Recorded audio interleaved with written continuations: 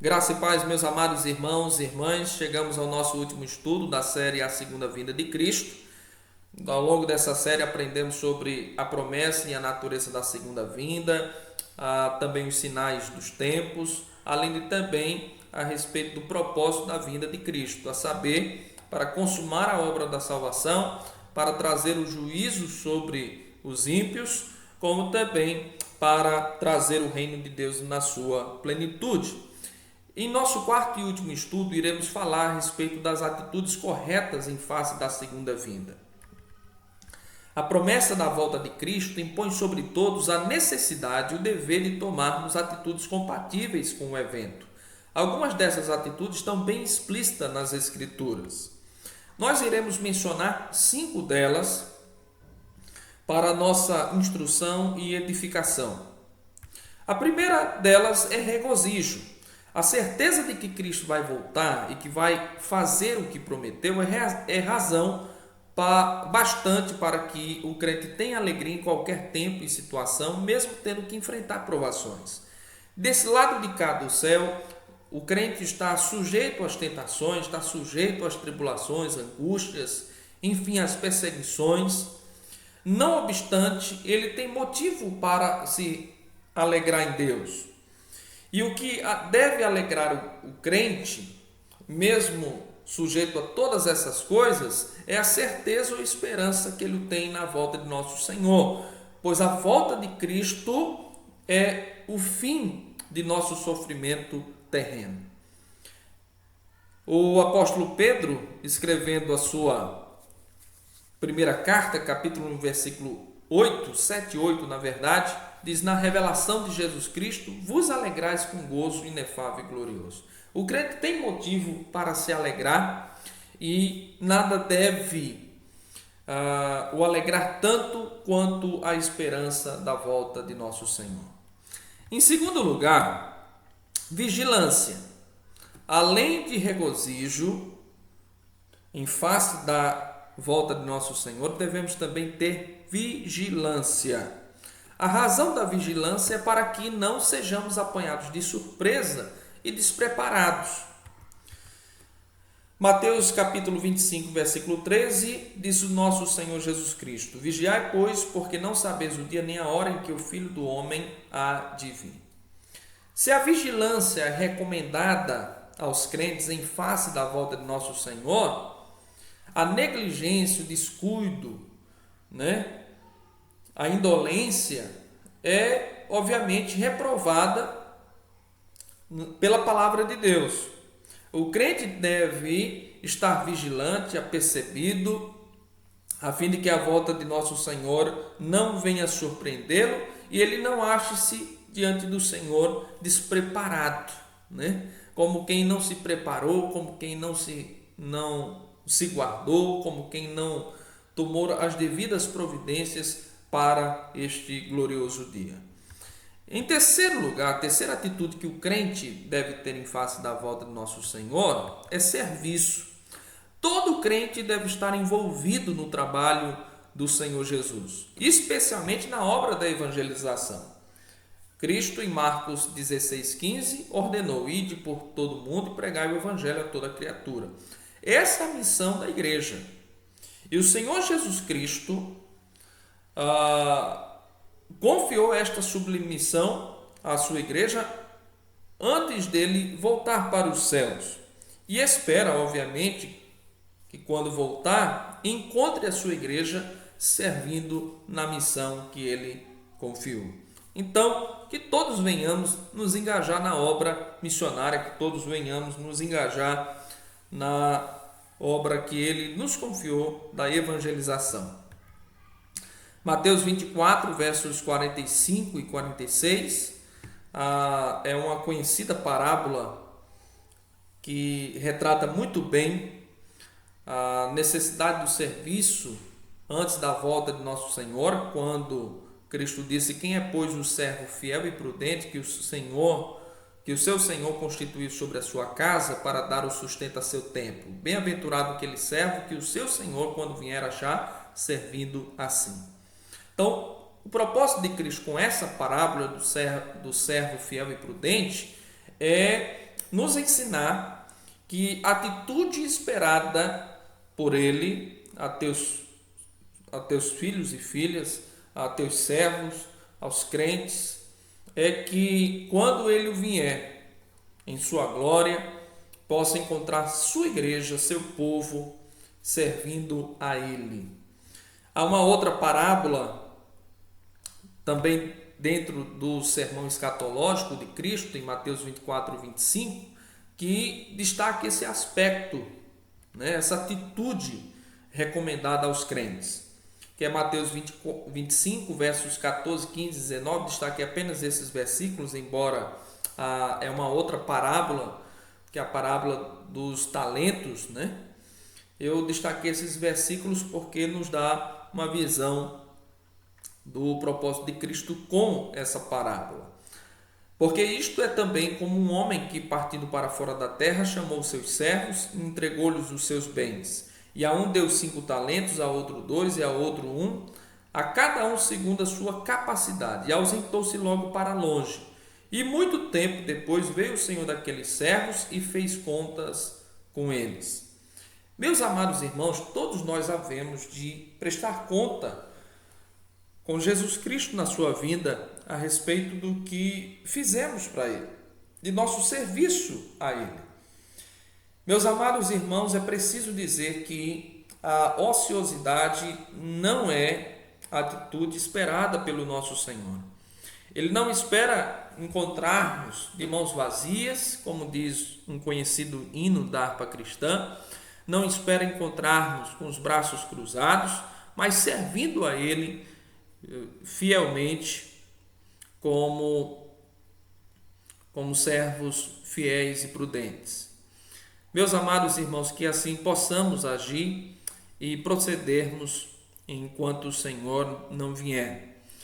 Que nós tenhamos consciência de nosso dever enquanto povo de Deus, como igreja do Senhor, de que temos uma missão a cumprir neste mundo. Essa missão não fora dada a outros, senão a nós mesmos, o qual espera o nosso Senhor Jesus Cristo que venhamos cumprir. Bom, a quarta atitude é santificação. A santificação envolve pureza de vida e dedicação a Deus. O autor aos Hebreus recorda-nos no capítulo 12, versículo 14 da sua carta, que ninguém verá o Senhor, que sem a santificação ninguém verá o Senhor. O alvo de Cristo para com a sua igreja envolve a santificação por inteiro. O apóstolo Paulo, em Efésios capítulo 5, versos 26 e 27, lembra-nos que, como uma noiva que se prepara para o seu noivo, né, ele espera encontrar sua noiva naquele dia sem mácula, sem ruga.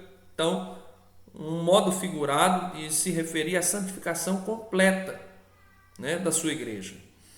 E esse ponto deve ser atingido no encontro com Ele na sua volta. Nesse lado de cá do céu, nós estamos nos santificando, né? Gradativamente sendo salvos da corrupção moral, sendo salvos do poder do pecado. Mas quando Ele finalmente vier, se cumprirá aquelas profecias ou aquelas promessas de que assim como Ele é, o seremos. É quando então nós seremos glorificados, quando então o mortal se revestirá da imortalidade, o corruptível se revestirá da incorruptibilidade, é quando então nós seremos como o nosso Redentor. Enquanto o Senhor não vem, porém, é nosso dever estar crescendo. Paulo, escrevendo aos Efésios, capítulo 4, verso 13, diz: até chegar à medida da estatura da plenitude de Cristo. Então, até a volta do nosso Senhor, nós devemos estar progredindo em santidade. E aqui alguns versículos, Paulo, na sua segunda carta aos Tessalonicenses, capítulo 2, versículo 13, nos diz: mas devemos sempre dar graças a Deus por vós, irmãos amados do Senhor, por vos ter Deus elegido desde o princípio para a salvação, em santificação do Espírito e fé da verdade. Aqui o apóstolo Paulo lembra-nos que o propósito da salvação é a santificação do Espírito, né? Ou a santificação pelo Espírito, né? Já que Espírito aqui é referência ao Espírito Santo, aquele que é o agente da santificação na vida do crente. Então, o propósito da salvação, né? O alvo da santificação, da salvação é a santificação do crente. É que ele seja gradativamente salvo do poder do pecado. Além disso, lemos também primeira carta do apóstolo Paulo aos Tessalonicenses, capítulo 5, verso 23, e o mesmo Deus de paz vos santifique em tudo, e todo o vosso espírito e alma e corpo sejam plenamente conservados, irrepreensíveis para a vinda de nosso Senhor Jesus Cristo. Aqui o apóstolo Paulo reconhece que nós devemos a nossa santificação a Deus, é Ele quem nos santifica. E essa santificação, ela não restringe apenas algumas áreas da nossa vida, mas abrange o todo. Então, em todo espírito, alma e corpo, né? Meus amados irmãos, em face da vida de nosso Senhor Jesus Cristo, nós precisamos nos achar santos e irrepreensíveis.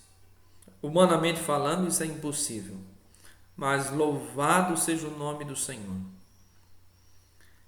Que Ele, pelo seu Espírito, nos santifica cada dia, para que venhamos refletir a glória do Senhor. E um último versículo aqui, 1 Pedro 1, versículos 15 e 16, lemos: mas como é santo aquele que vos chamou, sede vós também santos em toda a vossa maneira de viver, porquanto está escrito: sede santos, porque eu sou santo. Aqui nós temos uma ordem à igreja.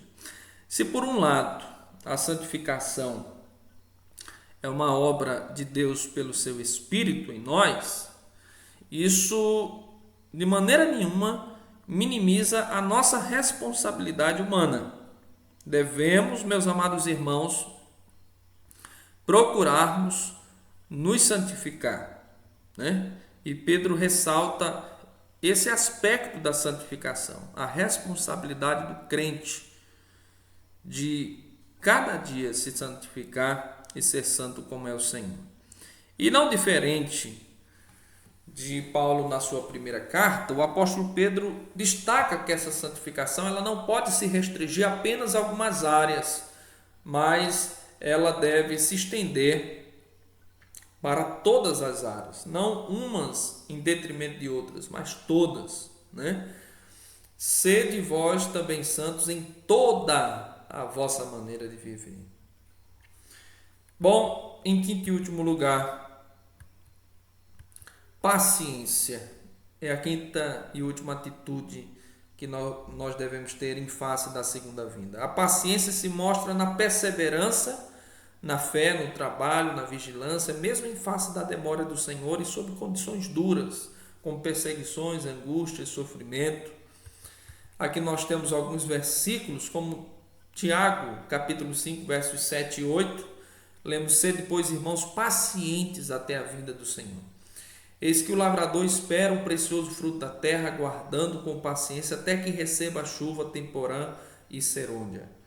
Sede vós também pacientes, fortalecei os vossos corações, porque já a vinda do Senhor está próxima. Então, paciência é indispensável, né? Às vezes, quando estamos sob forte pressão, sob circunstâncias como tribulação, angústia, nos desesperamos da vida e julgamos muitas das vezes, né, porque que o Senhor não vem para pôr fim ao nosso sofrimento. Mas temos que ter paciência. Há sinais ainda por se cumprir, como nós já falamos em estudos anteriores. Então, temos que aguardar pacientemente a volta de nosso Senhor. E, enquanto aguardamos, o Senhor nos dá dose dobrada da sua graça para nos fortalecer e permanecermos de pé. O autor aos Hebreus também, na sua carta, capítulo 10, versos 36 e 37, diz: porque necessitais de paciência para que depois de haverdes feito a vontade de Deus, possais alcançar a promessa. Porque ainda um pouquinho de tempo, e o que há de vir, virá e não tardará. Eu gosto da versão que no lugar de pouquinho, né, traz poucochinho, né? Porque ainda um poucochinho de tempo, um tempinho, né? Falta muito pouco. E a palavra aqui é a de persevere, né?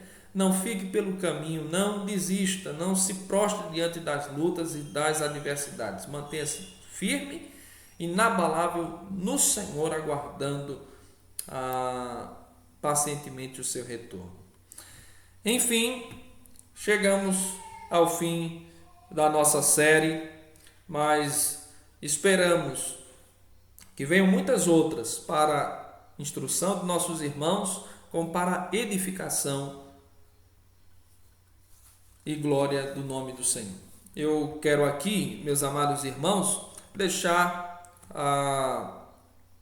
as minhas redes sociais, né, o qual vocês poderão entrar em contato e nos acompanhar também. WhatsApp pelo telefone DDD 84 e telefone 996841615. Pelo Facebook, pesquisar lá Alex Bruno e poderá acompanhar novos estudos, além de outros materiais para edificação dos irmãos. E também poderão nos acompanhar pelo Instagram, pelo @PR_Alex Bruno, e nos acompanhe e compartilhe esse material com seus amigos, com seus irmãos, com os membros da sua igreja. Nesse momento que estamos vivendo, outros meios que Deus tem disponibilizado para abençoar o teu povo, e os materiais digitais têm sido de grande proveito. Então, compartilhe e abençoe a vida de outros também, em nome de Jesus. Então, tchau e até a nossa próxima série de estudos, em nome do Senhor.